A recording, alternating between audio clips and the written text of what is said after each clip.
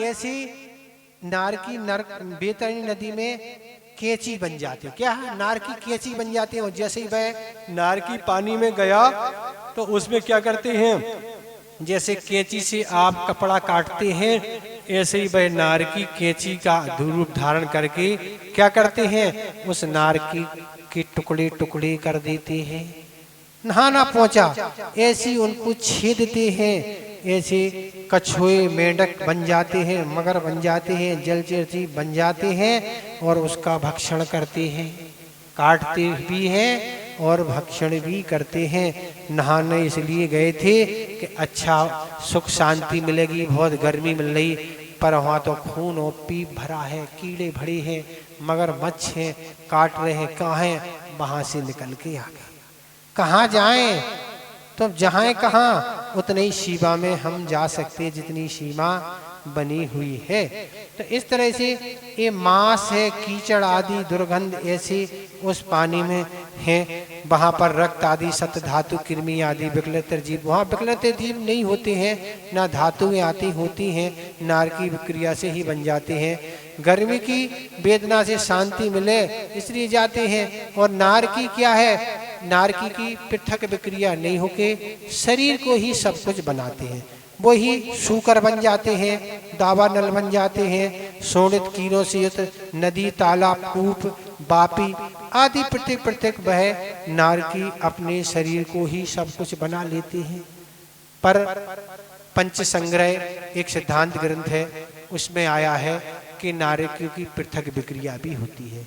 स्वयं तो अपने शरीर को बनाते ही हैं, और भी अगर कुछ बनाना चाहे अपने शरीर के अलावा तो और बना लेते हैं। बनाते रहो ना, कुछ कोई फैक्ट्री तो खोलना नहीं है, जो बनाना सो ही बनाते चले जाओ। बस यही जीवन भर काम है महाराज। क्या है, केवल परेशान करना, और कुछ नहीं है काम। ना कोई वहाँ खेती करना, कोई किसानी करना, ना कोई दुकान खोलना, ना नौकरी करना, ना भोजन बनाना, नहीं, बस केवल मारधार। किसी ने आचार्य महाराज से पूछा, आचार्य महाराज वहाँ का वातावरण कैसा है, कैसे व्यवहार चलता है नारकी का। आचार्य महाराज कहते हैं गाली देके ही बात करते हैं, सभ्यता का वहाँ कोई व्यवहार नहीं होता, केवल गाली। और कहते हैं आचार्य महाराज के बुरा ना मानो होली है। जैसे होली में आप इकट्ठे हो जाते हैं, चाहे पढ़े लिखे हो, चाहे सेठ हो, चाहे कोई हो, सब पर एक दूसरे पर उछालते हैं क्या, रंग कीचड़ आदि। इस तरह नारकी वहाँ कोई नहीं चलता। राजा सैनिक है, चाहे कोई भी सैनिक हो, सब नारकी हैं, सब मार धाड़ चल रही है। वहाँ कोई भी हो, चाहे तीर्थंकर बनना चाहिए, बनना जब 6 माह शेष जब रह जाएगा निकलने में, तब देव लोग उनका उपसर्ग आदि दूर करते हैं। इसके पहले कोई व्यवस्था नहीं, सब समान है, सब एक दूसरे की पिटाई में लगे हैं, कोई बच वहाँ नहीं सकता है। इस तरह यह नरकों का वर्णन हो गया। आगे और देखें नरकों में नारकी को वृक्ष आदि से कैसे प्रकार के शीत गर्मी है, उसके लिए है अगला 11वां नंबर दोबारा इसका उच्चारण कर। ठीक है, ये तो समझ में आ रहा नहीं, गर्मी लग रही यहाँ ना, लग रही गर्मी नहीं है क्या, पंखा चल गया इसलिए पंखा चला लिया क्या, डर लग रहा है इसलिए पंखा चल रहा है। तो क्या पंखा से डर से छूट जाएंगे क्या है, तो डर से छूट जाओगे क्या अकेले है।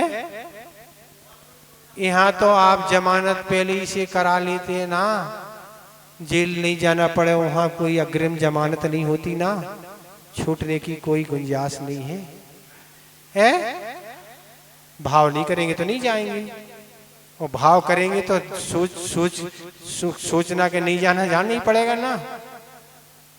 भाव नहीं करेंगे, क्रियाएं नहीं करेंगे तो बस पक्का है जाने का। कोई सम्यक दृष्टि तो जाते ही नहीं, पहले अगर आयु का बंद नहीं किया तो नहीं जाएगा। अगर पहले नरक आयु का बंद कर लिया, बाद में सम्यक दर्शन हुआ तो जाना ही पड़ेगा। फिर टिकट कैंसिल नहीं होती, यहाँ की तो टिकट कैंसिल, वहाँ की टिकट कैंसिल नहीं होती, हीनादिक हो जाती।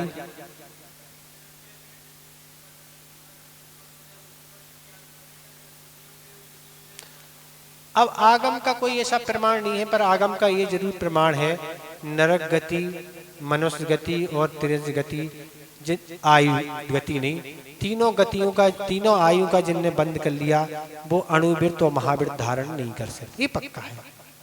मनुष्य, त्रियंश और नारकी, इन तीन आयुओं का बंद कर लिया, वो अणुवृत्त और महावृत्त लेने की उसके कभी भाव होंगे ही नहीं, ये नियम है बस, ये पक्का। पर ये शिखर जी आदि की चर्चाएं हैं, पर ऐसी कोई आगम की कोई चर्चा नहीं है, ये तो अपन सबकी चर्चा है।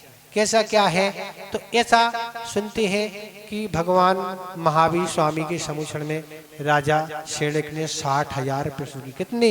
60। प्रथम सोता थे भाई, पर बहर गौतम गर्द भगवान से कहती, हमें तो कुछ नियम लेने का भाव नहीं हो रहा, कुछ रात्रि आदि भोजन कुछ ऐसा कुछ करने का नहीं, क्या कारण है? तब गौतम गर्दन परमेश्वर कहते हैं, तुम्हें नरक आयु का बंध हो गया, अब क्या करें, अब क्या करें, कर क्या सकती ना, हो गया तो हो गया ना। इसलिए हम आपको ये सुना रहे, तत्वार सूत्र के 3 अध्याय में जब नारकियों का वर्णन आचार्य उमा स्वामी महाराज ने किया, तब शिष्य पूछता है, आचार्य अकलंग देव महाराज ने राजवार्तिक में उल्लेख किया कि शिष्य पूछता है, आपने पहले पहले अधोलोक का वर्णन कर दिया, कोई मतलब नहीं, क्या बात है? तब आचार्य महाराज उत्तर देते, भैया पहले हमने इसलिए वर्णन कर दिया कि कम से कम नरक के दुख सुन के कम से कम भयभीत होके कम से कम बैराग तो धारण कर लो ना, इसलिए सबसे पहले हमने अधोलोक का वर्णन किया, कम से कम भयभीत हो जाओ कि ऐसे ऐसे असंयम अवस्था में पाप करके नरकों में जाना पड़ता है, इसलिए कम से कम सावधान हो जाए, इसलिए हमने किया। तब शिष्य की बात समझ में आई ना, ये है बचने की तो यही गुंजाइश है कि अपन को 24 घंटे सावधान रहना है। एक समय में क्या है, घटना कभी भी घट सकती है, परिणाम कब हमारे कैसे रहें, कब आयु बंद का समय रहे, हमें पता नहीं। हम निद्रा तो भी वो तो कभी भी हो जाएगा, कोई हम सो रहे तो महाराज निद्रा में वो बताने आएगी हम आयु बंद होने के लिए आए हैं, बताने के लिए कोई हानि, वो तो अपने आप आपके परिणाम कैसे क्या रहे होंगे वो सब अपन को पता नहीं, ये कह रहे हैं। ठीक है। आगे क्या कह रहे हैं, नरकों में नारकियों वृक्षादि के द्वारा कष्ट, शीत उष्ण गर्मी। 11वां दोहे सा उच्चारण करें, शेमर तरु जुत दल, आगे पीछे भी शब्द हो सकते जे थोड़ा सा, हाँ, दल जुत ऐसा पढ़ लें, दल जुत असी पत्र, शेमर तरु दल जुत असी पत्र, असी ज्यों देह बिदारई तत्र, असी ज्यों देह बिदारई तत्र, मेरु समान लोह गली जाए, मेरु समान लोह गल जाए, ऐसी शीत उष्णता थाय, ऐसी शीत उष्णता थाय। ठीक हो गया उच्चारण, कहीं दिक्कत तो नहीं है? क्या कह रहे हैं, ज्यों असी देह बिदारे त्यों तत्र शेमर तरु दल असी पत्र जुत। कह रहे हैं जैसे तलवार शरीर को काट देती है, वैसे ही उन नरकों में शेमर वृक्ष के पत्ते तलवार रूप पत्तों से सहित हैं। ऐसी शीत उष्णता था मेरु समान लोह पिंड गली गल जाए। इस प्रकार वहाँ ठंड और गर्मी होती है कि मेरु पर्वत सादृश विशाल लोहे का पिंड भी नमक के सादृश गल जाता है और गर्मी में मोम सादृश पिघल जाता है। इसमें ग्रंथकार बता रहे हैं कि ऐसी तलवार शरीर को बिदार कह रहे हैं कि अब वह नार की सोचता है, अब वृक्ष खड़े हैं, वन खड़े हैं, चलो वहाँ अच्छी अच्छी हवा लेंगे। तो जैसे ही उस वृक्ष के समीप पहुँचते हैं तो उन नरकों में ऐसे सेमर वृक्ष हैं, उनके पत्ते कैसे हैं, तलवार के समान। तो उस नारकी के टुकड़े टुकड़े कर देते हैं। गया तो ठंडी के लिए था, अच्छी हवा मिलेगी, पर शरीर के टुकड़े टुकड़े उसने कर दिए। तो ऐसे जिनके संपूर्ण अंग भीषण अग्नि की ज्वाला समूह से जल रहे हैं, ऐसे वे नारकी वृक्षों की शीतल छाया जान के असी पत्र में वन में प्रवेश, वन होता है पूरा, एक नहीं है, ऐसे अनेकों वृक्ष पूरा वन है और पूरे वन के पत्ते तलवार की धार के समान। ऐसा नहीं हम यहाँ रहेंगे तो वहाँ कहीं भी जाओगे आप, वही दशा होना ना, सलाद आपकी बना देंगे ना वो, तो वहाँ कोई कैंची की जरूरत नहीं है, वही पत्ते ही सब पर्याप्त हैं।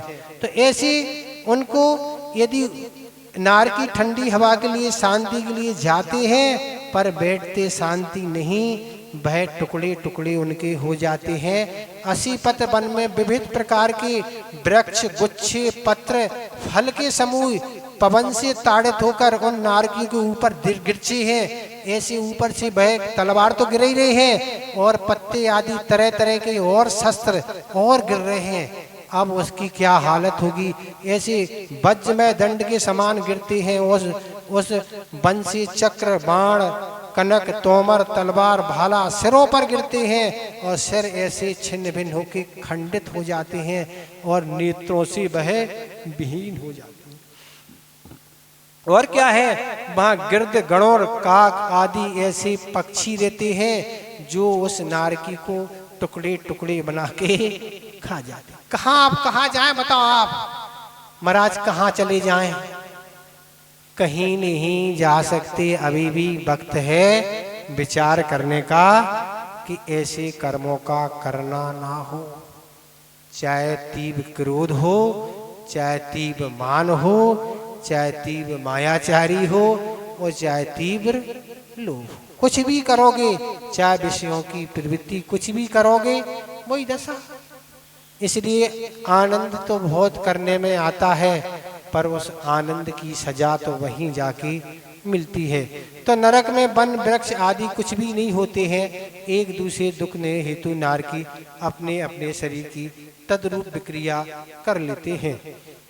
और क्या कह रहे हैं, ठंडी गर्मी कैसी है, ठंडी तो गर्मी कैसी है, पहले कह रहे हैं शीत, शीत कैसी है, तो शीत तो ऐसी पड़ती है जैसे मेरू समान के वह लोहे पिंड गल जाता है। तो एक कह रहे हैं ठंडी कैसी है, तो जहाँ बर्फ गिरने से सर्व दिशाएं शीत से व्यापक क्या हो गई, जब कहीं बर्फ गिर गई हो और शीत खूब ठंडी फैल गई हो और आकाश से क्या है, बर्फ भी गिर रही है, पानी भी गिर रहा है और पानी भर गया है, माघ का महीना हो, रात्रि का समय हो, उसमें शीत ऐसी पड़ रही, वायु ठंडी चल रही है, शरीर रोमांच उठ रहा है, दांत किटकिट कर रहे हैं, ऐसी शीत और बुखार भी चढ़ा है, ऐसी ठंडी है, उससे अभिभूत होकर अग्नि आदि और वस्त्र की कोई वहां पर साधन नहीं है। ऐसे मानव को जो शीत जन दुख होता है,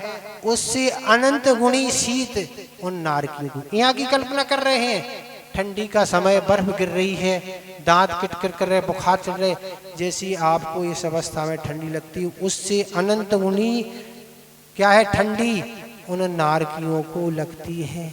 आपके पास तो बचाव के सारे साधन हैं, ठीक है, पूरे हैं, आप तो पूरा सबसे अच्छी से अच्छी क्वालिटी की सब गरम चीजें पहन लेते हैं, सब कुछ कर लेते हैं, वहाँ कोई उपचार नहीं है।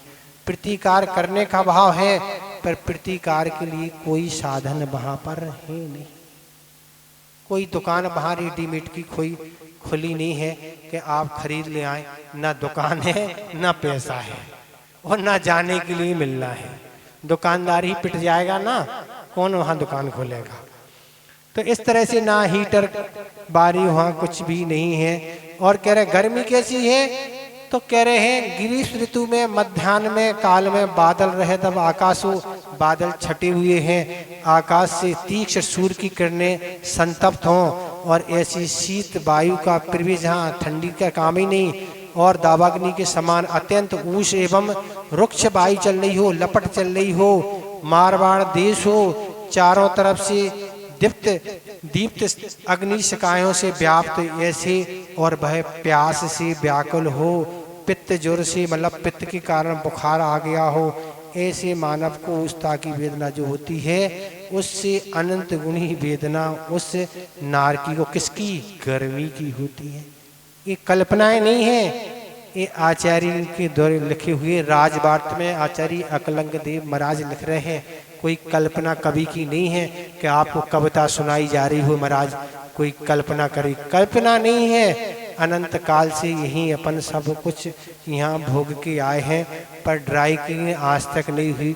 उस वस्त्र की ड्राई क्लीन तो दुकानों पर हो जाती है, पर इस जीव की ड्राई क्लीन आज तक नहीं हुई। क्या करें, क्या करें?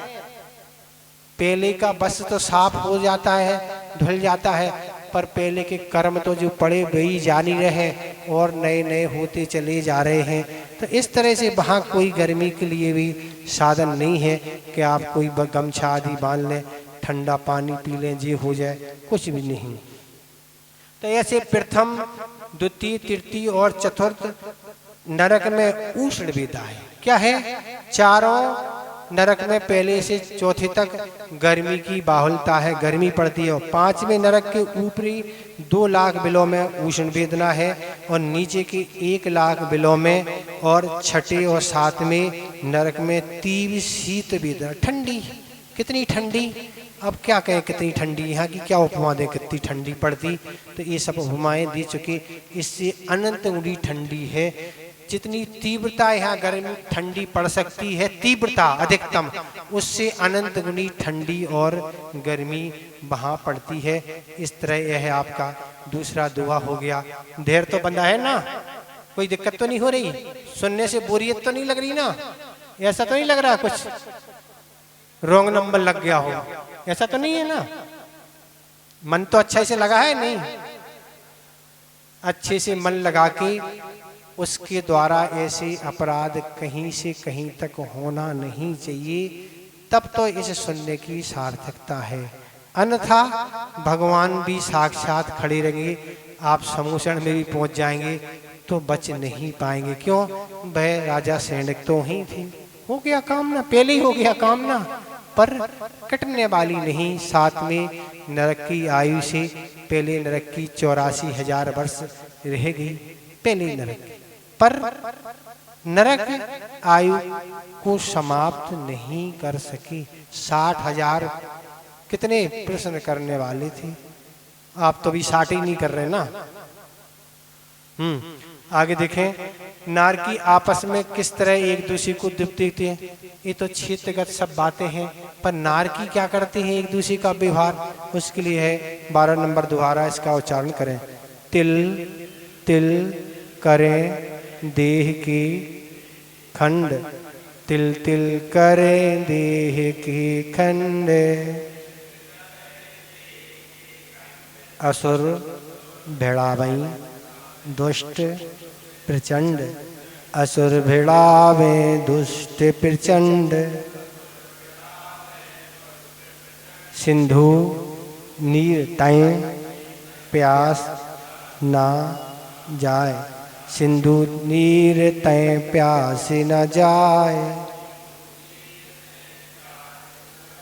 तो पण एक ना बूंद लहाए, तो पण एक ना बूंद लहाए।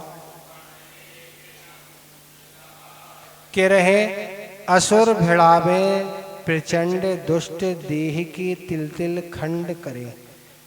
अम्बारीश देव एक दूसरे नारकी को पूर्व भाव के बैर का स्मरण करा के तीतर एवं मुर्गों आदि के समान आपस में लड़वा देती हैं, जिससे वे नारकी भयंकर देश भाव धारण कर एक दूसरे नारकी के शरीर के तिल तिल बराबर टुकड़े कर देते हैं।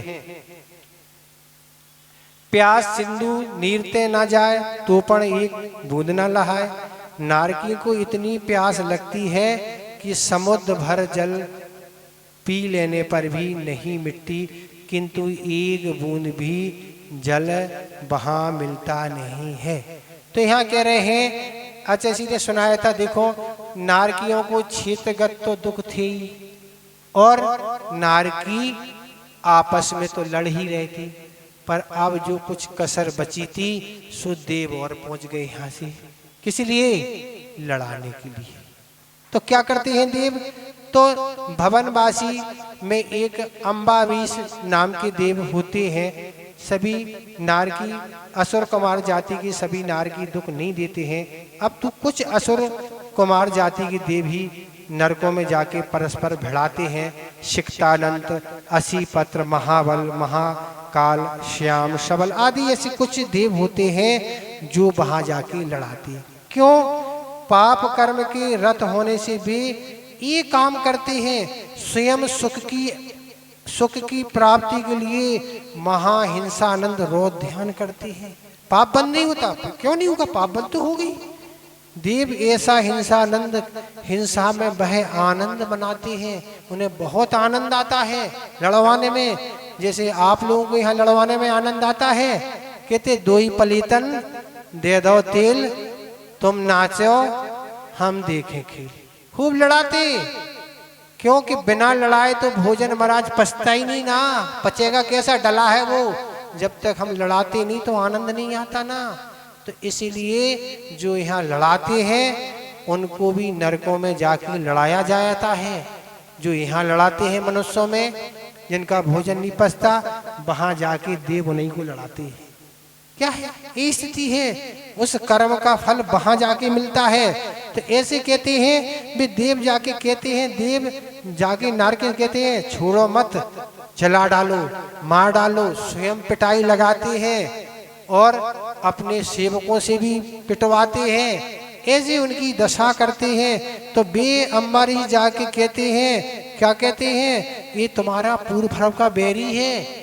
माँ जब काजल लगाती थी कहते नहीं, वो तो तुम्हारी आंखें फोड़ती थी ना, जी पक्षपात करती थी माँ। बड़े भाई को अलग भोजन देती थी, तुम्हें अलग देती थी। तो इस तरह से वह तरह तरह की बातें वहाँ आपसी नारकियों को भिड़वाते हैं, परेशान करते हैं। ऐसे वह नारकी होते हैं जो ऐसे जाके कहते, अम्बारीश देव जाके नारकी को पूर्व भाव का बैर है, तीतर मुर्गों की तरह। जैसे तीतर मुर्गे यहाँ लड़ते हैं, कुछ लोग को यही आनंद आता है, ऐसा उन आपसी नारकियों को भिड़वाते हैं। जब वह नारकियों को आपसी की बात बताते हैं, जी तुम्हें परेशान करता था पूर्व में, तो फिर नारकी क्या करते हैं? वह नारकी उस दूसरे नारकी के तिल के समान टुकड़े टुकड़े कर देता। तिल के समान, अपने शरीर से अगर एक तिल के समान मांस अलग हो जाए कितनी वेदना होती है। वहां तो पूरे शरीर को तिल ही बना दिया, कितनी वेदना होती होगी। तो अब तो वही वेदना जाने जिसको होती है। तो इस तरह से तिल के समान बराबर टुकड़े टुकड़े कर देते हैं। तो यह रोध ध्यान है। और रोध ध्यान का फल क्या है? विचार करो और इस तरह से जाने, शस्त्रों के टुकड़े टुकड़े कर फिर अकारमण नहीं होता। ये तो कह रहे चिल्लाते हैं, कितने ही नारकी क्या है जीवों को यंत्रों में पील देते हैं। जैसे आप यहाँ तेल निकालते हैं, ऐसे ही नारकी एक दूसरे का तेल निकालते हैं यंत्रों में, ऐसे पील देते हैं। और ऐसे पुराने नारकी भी नए नारकी को कठोर शब्द करते हैं, पास में जाके मारते हैं, घावों पर उनको खारा जल सींचते हैं। इस तरह ना वहाँ कोई पुलिस है, न कहाँ कोर्ट है, न कोई बचाने वाला। अनुकंपा का कोई वहाँ बात नहीं। अनुकंपा वहाँ कोई अनुकंपा कर रहे हैं, बचाने नहीं, कोई बचाने वाला नहीं। मित्रता वहाँ कोई नहीं होता है। इस तरह ये गरम गरम तेल को शरीर पर सींचते हैं, जलती ज्वारा में अग्नि में पकाते हैं, अग्नि में फेंकते हैं। और क्या करते हैं? और खूब कुछ करते हुए सब कुछ कटु गालियां आदि देते हैं। उनका शरीर कैसा है?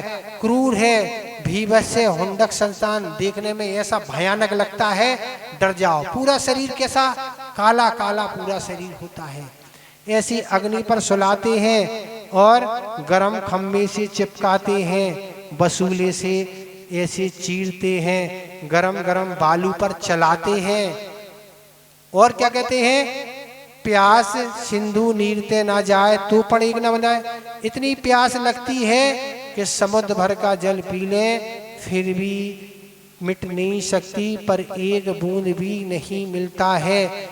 आचार्य जिनसेन महाराज ने हरवंश पुराण में लिखा है, वहाँ खारा गरम तीक्ष्ण बेतरनी नदी का जल मैं पीती है। तो संपूर्ण समुद्र का जल पीने से प्यास शांत नहीं होती, ऐसे सर्वांग से शोषित करने वाली ती प्यास लगती है, शरीर को दग्ध करने वाली अति बेहल बह हो जाते हैं। इस तरह से यह है आपका।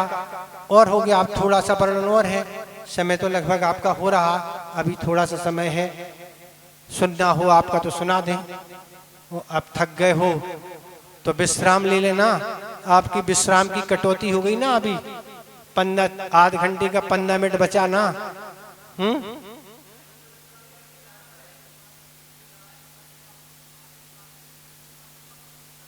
क्यों नहीं होता? कर्मबंध किसको नहीं होता? क्या क्या होता है? देखो, दो प्रकार से व्यवस्था है। जिस मनुष्य त्रेंच ने यहाँ रह के पाप किए हैं, तो अवधि ज्ञान वहां नारकियों को मिलता है।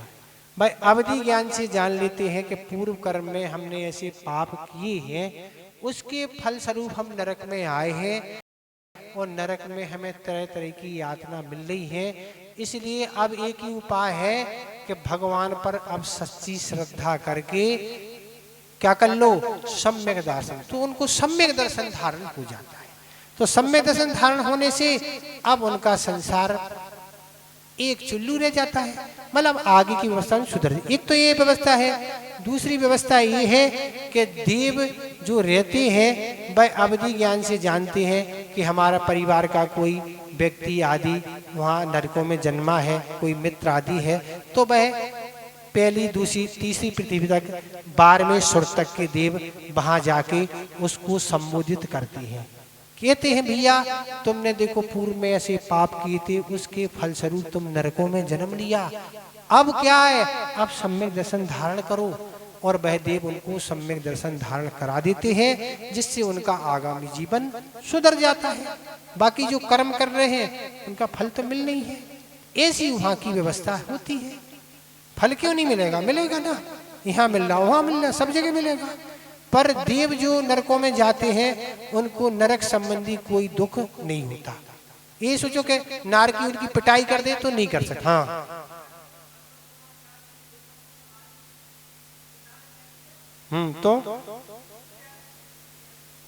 तो क्या है उस चीज? क्यों नहीं? निश्चित तो है ही। अलग अलग प्रकार से, एक आयु नहीं है, कई भागों में तत्वासु चतुर्थ अध्याय में देखे। हाँ, आयु अलग अलग है सबकी, पल्लों में है 1 पल 1.5 पल ऐसी आयु है।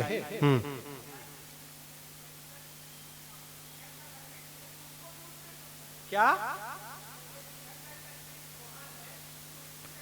कोई भी हो दुनिया में 6 महीने पहले भी बताया, आप लेट आए हैं, 6 महीने रह जाते हैं तब उपसर्ग देव उनका दूर करते हैं। 6 महीने पहले तक तो बस वही सब मारधाड़ कोई हो दुनिया की, वहाँ क्या नरक तो नरक, VIP जेल वहाँ नहीं है। यहाँ तो VIP जेल में चले जाते हैं, वहाँ कोई VIP व्यवस्थाएं नहीं है।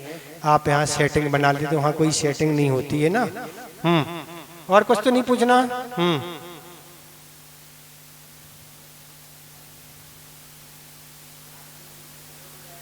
हाँ,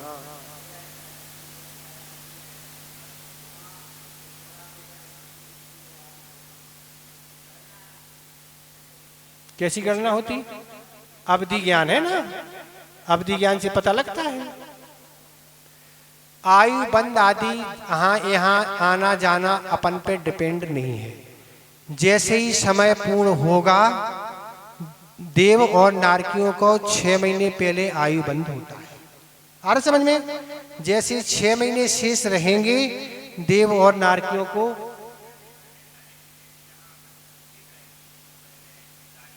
अवधि ज्ञान से सब जानते हैं ना, वो हम सब उत्तर दे रहे हैं ना आपको। हाँ, तो देव 6 महीने जैसे ही देव और नारकी रह जाते हैं, उस समय उनका आयु बंद हो जाता है। और समय की घड़ी की कोई जरूरत नहीं है, हम आपको बताएं। जैसे ही 84,000 पूर्ण होंगे, जिस आयु का बंद किया वह जीव वहां से रवाना होगा। घड़ी देखने की कोई जरूरत नहीं, ना कुछ जरूर, आपको कुछ करना नहीं ना, सब ऑटोमेटिक कर्म विधियां चलती हैं आपसे। जो हम 2 बज जाएंगे, वहां घड़ी देखने की जरूरत ही नहीं ना। आपको पता आज कौन सी कुछ लगाना नहीं, अवधि ज्ञान से सब कुछ जानते हैं देव और नारकी, कौन सी तिथि और कौन सी तारीख है। अब आयु के संदर्भ में आप कह रहे थे, जैसे ही पूरे समय होंगे, 84 वर्ष जैसे ही पूर्ण होंगे, वहां से जीव रवाना हो जाएगा। जिस आयु का बंद किया वहां पहुंच जाएगा। वहां कुछ लेट होने की जरूरत नहीं, सेल खत्म हो गया और एक घड़ी बंद हो गई, वहां कुछ ऐसा नहीं होता। आ गया समझ में? उत्तर समझ में आ गया आपको? नहीं, अवधि ज्ञान से सब जानते हैं कौन नारकी जन्म लेके आने वाला है। हम खड़े ही रहते पहले ही से पिटाई करने के लिए, कौन देव आने वाला, सब पता है। अवधि ज्ञान से काम कुछ है ही नहीं ना, आपको तो थोड़ी सी व्यस्तता है, पर वहां तो देव और नारकी को यही काम, इसके अलावा कोई काम नहीं। ना बच्चे हैं, ना देवों के ना नारकियों के। और देवों की तो फिर भी देवियां हैं, नारकी की तो कोई देवी भी नहीं है। कोई काम नहीं ना, अकेले अकेले हैं, स्वतंत्र है ना सब। ठीक है, और कुछ तो नहीं पूछना। 2:19 हो गए, अब रहने देना। ठीक है, 10 मिनट और अभी सुनने से वेदना ज्यादा तो नहीं बढ़ी ना। चलो अब करीब और कर ले नरकों का वर्णन। हाँ, गति नहीं कहलाती, आयु कहलाती। गति तो हमेशा बनती रहती है, चारों गतियों का बंद हो सकता, कोई बात नहीं, पर आयु बंद अलग है। जब भी आयु बंद, 6 महीने पहले बताया क्या कथा, नारकी में जो तीर्थंकर प्रकृति को बंद करके यहाँ से नरकों में जिनने जन्म लिया, 6 महीने पहले बंद होगी बस। वो तो उन्हें निश्चित, उनका निश्चित है बनने का, मनुष्य ही बनना है, उसी भाव से मुख जाना। उनका क्या, उनका तो सब निश्चित है ना, आयु बनना और मनुष्य ही आयु बनना, तुरंत तो बनना ही नहीं है ना उन्हें। तीर्थंकर बनना उनका सब नियामक है, और व्यक्ति का सामान का नियामक नहीं है। बताएंगे हम अभी कभी, आज ही बता देना। आज ही सुन लो ना। जैसे मान लें किसी की 81 वर्ष की, किसी मनुष्य की 81 वर्ष की आयु है। अब 81 में 3 भाग अगर हम करेंगे, तो जैसे 27 दूनी 54 वर्ष व्यतीत होंगे, पहला अवसर मिलेगा आयु बंद के लिए। अगर उसमें आयु बंद नहीं हुई, तो फिर जो शेष 27 बची, उसके 3 भाग में फिर 2 भाग व्यतीत होने पर फिर एक अवसर मिलेगा। फिर बीत गई, फिर जितना बचा, ऐसे ऐसे व्यतीत होती है। 8 अवसर मिलते हैं, उनमें आयु का बंद होता है। अंतर्मूर्त काल मिलता है, उसमें हो गई तो ठीक, नहीं तो 8 अंत में अंतर्मूर्त तो नियम से आयु का बंद होगा ही। बिना टिकट लिए आप ट्रेन आदि में यात्रा नहीं कर सकते। टिकट क्या, जिस आयु का आप बंद नहीं करेंगे, जाएंगे कहाँ, कौन सी ट्रेन में बैठेंगे टिकट के बिना। इसलिए आयु पहले बंद होगा, उसके बाद यहाँ से ट्रेन रवाना होगी, आप उस आयु को जाएंगे। तो इसलिए ये त्रिभाग का अर्थ यही है कि 2 भाग जब बीत जाएंगे तो 54 होंगे, एक अवसर मिलेगा, नहीं हो पाया बस। अगर उस समय, जिस समय आयु बंद का समय है, उस समय जैसे परिणाम रहे, जिस आयु के परिणाम रहे, उस आयु का बंद हो जाएगा। ये नियम है ना। पहले गुणस्थान में ही नरक आयु का बंद होता है, और त्रिंच और मनुष्य का दूसरी गुणस्थान में। बाकी के तो फिर गुणस्थानों में देव आयु का ही आगे बंद होता है। अगर सम्यक दृष्टि है, कर्णान्य की विवक्षा से, कर्णान्य चरणानुयोग और वर्तमानयोग की विवक्षा से नहीं, अगर कर्णानुयोग की विवक्षा से अनंतान बंदी, क्रोध, मान, माया, लोभ, मिथ्यात, सम्यक मिथ्यात और सम्यक प्रकृति ये नहीं है। इससे बाहर जो कसाय चली गई, बेर चला गया, अनंतान बंदी है, अब तो किसी भी आयु का बंद हो सकता। कोई इसमें सोचने की बात ही नहीं। इसलिए अपने कसाय ही मुख्य है। बस 4 दिन से आप सुन रहे हैं, कसाय अगर नियंत्रण में है तो सब साधनाएं सार्थक हैं। अगर कसाय नहीं है तो आप तो उल्टी नहीं, जितने 4 दिन तक लटके रहो रात भर, कुछ भी होने वाला नहीं है। कोई साधना सार्थक नहीं है। कसाय अगर आपकी कंट्रोल में है तो सब कुछ है, और कसाय अगर नहीं है तो कुछ भी कर लो, कुछ होने ही नहीं ना। उसके ही बलबूते में अनभाग व स्थिति पड़ती है। कर्मों में जो अनभाग स्थिति कसाय के कारण पड़ती है। कसाय के अलावा दुनिया में कोई चीज मुख्य नहीं है, और वही ही सब क्या है, उसकी ही व्यक्ति साधना करते नहीं। किसी ने कहा था दुनिया के लोग हर साधना करते हैं, पर कसाय को कृष करने की कोई साधना नहीं करता है। सब उपास भी करा लो, एक आसन, सब कुछ जो कराना करा लो, पर कसाय के मामले में कोई भी नहीं सोचता। इसलिए संसार की भटकन बनी है। अब अगला श्लोक हम नहीं करेंगे क्योंकि समय हो गया। आप संस्मरण आप देखें क्या अच्छे से देखें आप, घड़ी ना यहाँ तो सामने लगी ना है, तो कितने 3:25 करना क्या? अरे नरक के विषय सुनने में इतना अच्छा लग रहा है, बताओ है? घबराहट नहीं हो रही? हम सोचे थे बाहर चले जाएंगे, हम ही अकेले बचेंगे, ऐसा तो लग रहा है।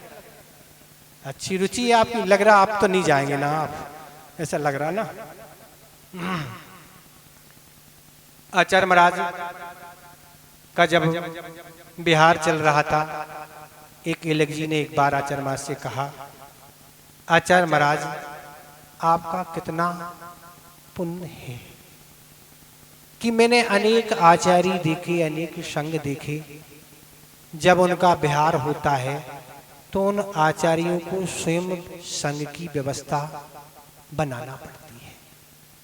बिहार होगा तो पाटों की व्यवस्था बनाना पड़ती है, गाड़ियों की व्यवस्था बनाना पड़ती है, चौकों की व्यवस्था बनाना पड़ती है, स्थान आदि सब कुछ व्यवस्थाएं संघ के आचार्यों को बनाना पड़ती है।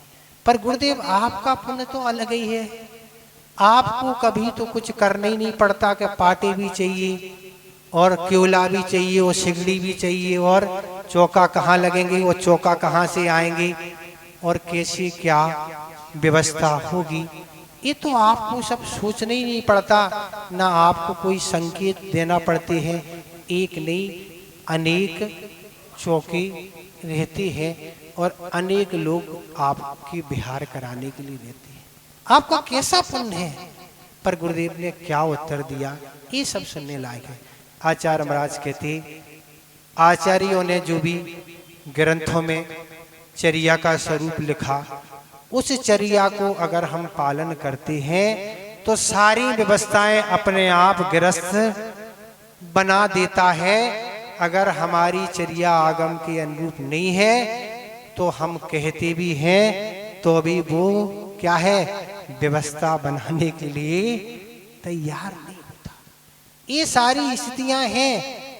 पुण्य अपनी अलग है, पर पुण्य के साथ आपके अगर व्रत अच्छे हैं और अच्छी व्रतों के प्रति भावना है, निरंतर आप व्रतों के प्रति सजग हैं, तो सब कुछ व्यवस्थाएं बनती चली जाती हैं। और व्रतों का पालन नहीं तो फिर तो देखना ही पड़ता, यहाँ फोन लगाओ और वहाँ फोन लगाओ और वह कहते हम आ रहे हैं और ये खड़ी रहती। ये सारी स्थितियां होती हैं।